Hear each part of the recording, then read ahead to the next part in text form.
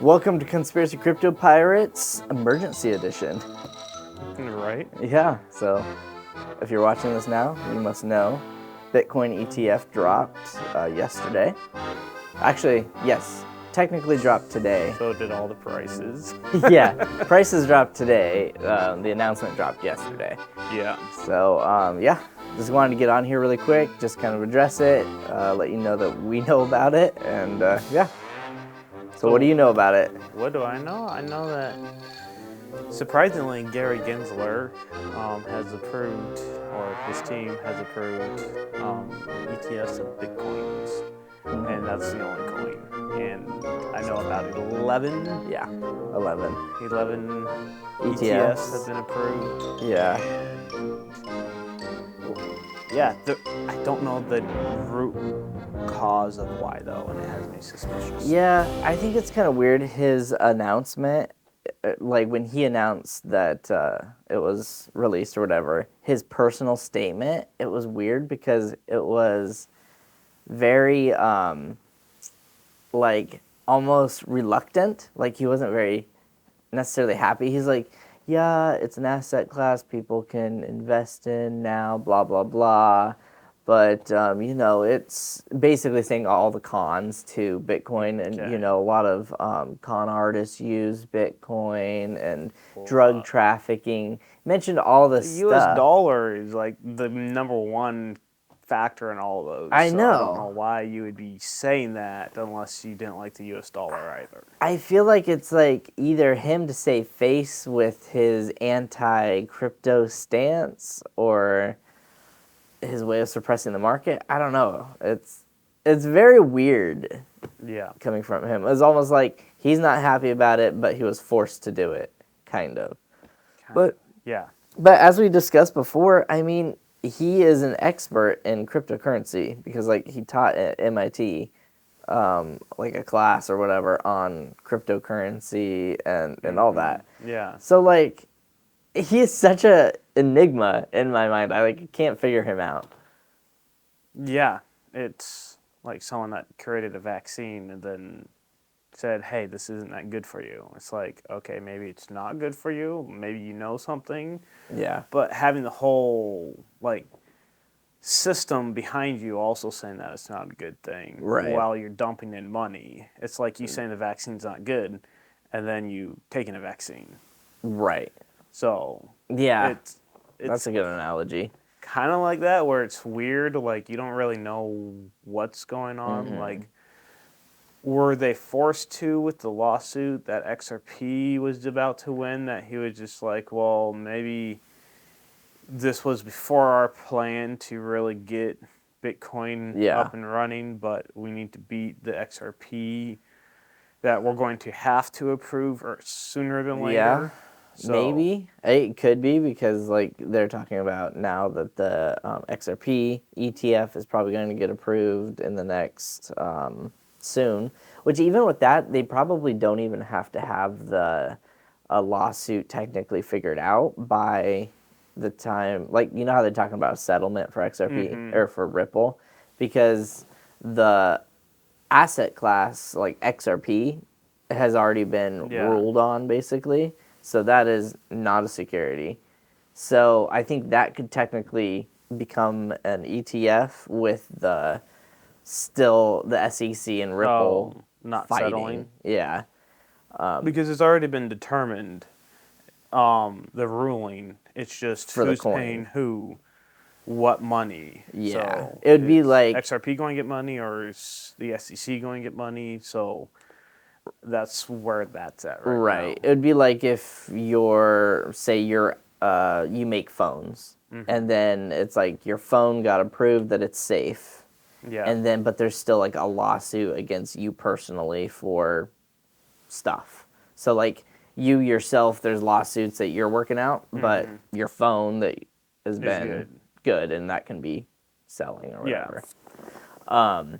But what I thought was kind of interesting was, because there's different people that we're talking about, like, is this going to have an impact on the price of Bitcoin, the ETF? And so I did a little bit more research on like ETFs and kind of how they work. Because originally I'm thinking, well, if billions of dollars is coming in for the ETF, then they're going to be buying billions of XRP or XRP of Bitcoin to fund it, and it's kind of that way. So, and did you see what the price of Bitcoin happened today?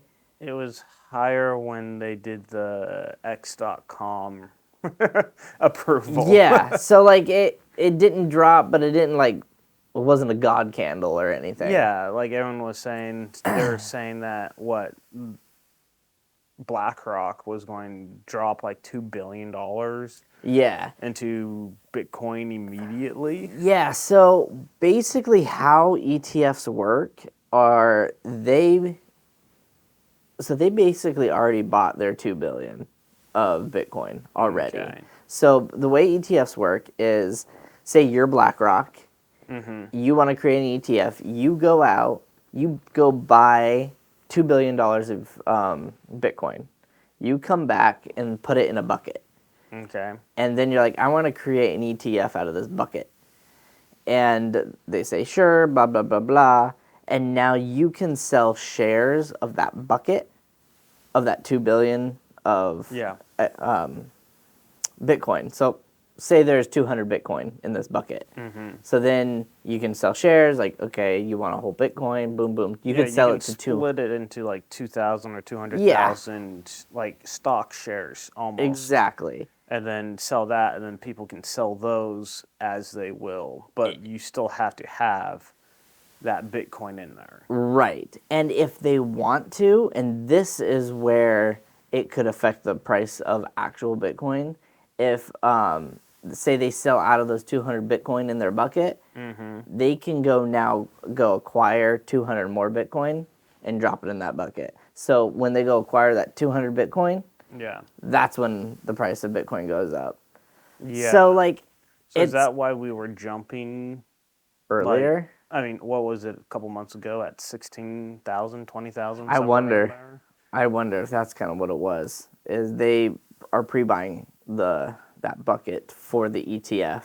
So that's kind of why, like today, we didn't necessarily see that they went live. We didn't see technically Bitcoin like flying off the shelf or whatever. Yeah.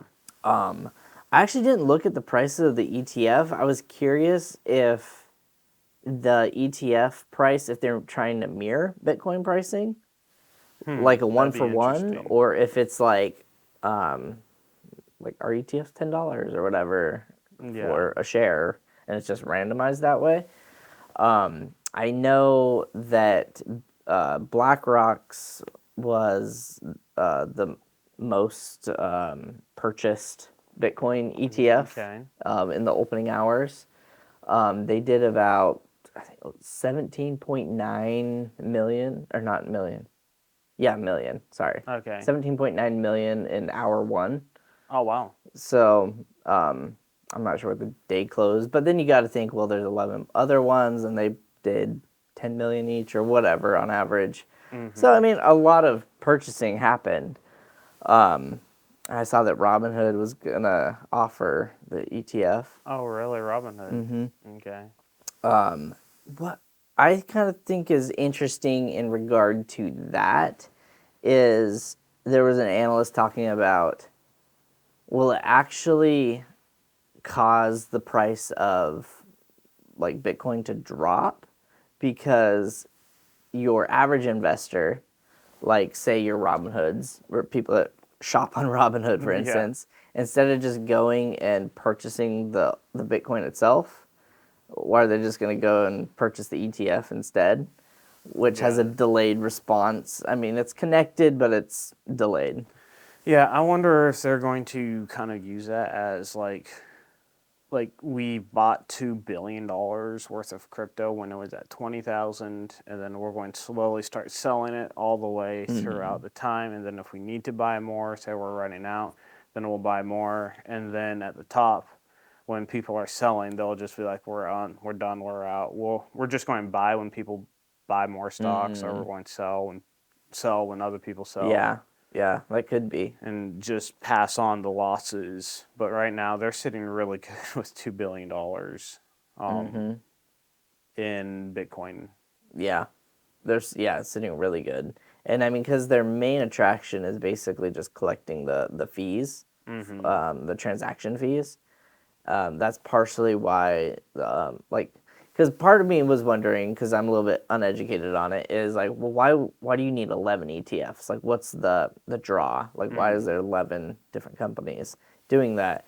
But it's basically so they can keep um, the individuals that have money already invested in them to move that money within them, Yeah. but capture that transaction fee. So basically, so when somebody puts their money in, say, BlackRock is holding somebody's money and they're going to buy Apple stock. Yeah. They buy it, they get a transaction fee. If they hold it, they get a service fee for servicing that, which is Okay. a certain amount. Yeah. But if they get them to sell that and buy another stock in their system, then they collect They collect the fee without any, droppage. yeah, without them having fees with them. Yes, yes. So Interesting. if they can open up, if they can create value within their organization to move money around, then every time Mm. that money moves, they collect a transaction fee. Okay. So that's like, oh, sure. It kind of makes sense now why they Right. would do that. But yeah, so far it hasn't had a huge major impact on the price of Bitcoin, at least in the first couple days. But it also hasn't really had a negative impact either. Yeah. Most definitely. I was kind of expecting it to drop a little bit more. Like when I heard $2 billion was going to go into the market right Yeah, then, I didn't realize, like, I was like, oh, like that's going to boost everything. I didn't realize that that's more of a, we're just going open it up to the market. It's like you yeah, building a house and then saying we have 2 billion new homes available that we're going to build, and you're like, oh wait, no, they're already built. We're just making it available to the right, people now. right. All the lumber companies are excited because you're gonna Yeah, pump 2 billion. And it's like, oh wait, they already purchased the 2 billion of lumber. yeah. So you have a bunch Yeah, of lumber yeah, in your backyard. yeah. No, that makes sense. But again, like I said, it will have an effect overall because in a Hmm. month or whatever they run out, they'll buy more and Yeah. continue. Well, the halvening hasn't even happened yet, and so what is the benefit of using an ETF? A lot of the whole ETF is it has an insurance. Okay. So the insurance, a lot of individuals won't even invest in stocks or of any kind, Mm-hmm. or of any asset for that matter, without an insurance. So all those people that wouldn't invest in crypto because it wasn't insured at all, Yeah. now can, because I think it's insured up to 500,000. Yeah, I heard 500,000. Yeah, and with that, they're also able to let individuals basically retirement accounts will let you invest with Yeah. retirement accounts and move money that way, which So a little more on the tax. Once they start adding taxes, they add ways to get away from those taxes as yeah. well for the 1%. Yeah. Which it also makes sense why a bunch of money would be coming in because uh, probably for the vast majority of people, their largest savings account Mm-hmm. is a retirement account. Yeah. And if that huge savings account is can buy $20,000 of Bitcoin, then there's going to be a massive inflow of that. Yeah. And I think it's another way, basically, BlackRock and these other entities really want to control the markets, but also try to control cryptocurrency and Bitcoin. Mm-hmm. And I think this is their step one into really trying to get their meat hooks. Yes, I would agree with you on that, that this is a step in the process, but also if you look at it, a bunch of other countries are also moving in this direction too. And so they kind of had to beat people to the punch, and maybe that's why Gary Gensler is like, I don't know if I like this, but right now this is a punch. Like the government owns, I think 150, 170, somewhere around there, Bitcoin. Wow. And so 150 Bitcoin? Or 150,000. oh, okay. 150,000. So yeah, add 30 more Yeah. zeros. And that's out of the 21 million total. Yeah. That's possible. Well, and that's that we know they own. True. They're printing money to go buy it. Like, this is worthless anyway. Or they're the ones that created it, and Do you think Uncle Sam is Satoshi Nakamoto? You heard it here, folks. he might have been hired by a three-letter agency. right. Crazy. But awesome. Well, I think that was a good, quick little update on crypto. Yeah. On Bitcoin and ETFs. But wanted to keep you guys in the loop, let you guys know. But yeah, awesome. Cool. Adios. Bye.